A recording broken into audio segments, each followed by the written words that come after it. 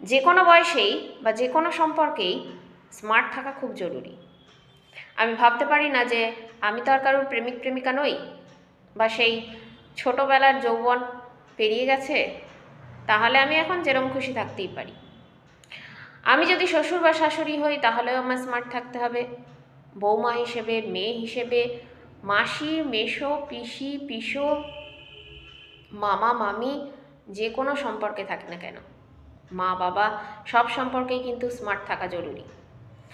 Smart থাকা মানে এই নয় যে খুব স্টাইলিশ জামা কাপড় পরা বা হেয়ার কাট অথবা খুব ফ্যাশনেবল কিছু। স্মার্টনেস বলতে কিন্তু আচার আচরণ, কথাবার্তা, উপস্থিত বুদ্ধি সবটাই দরকার। স্মার্ট না থাকলে যে কোনো সম্পর্কই হোক না কেন সেখান থেকে বাদ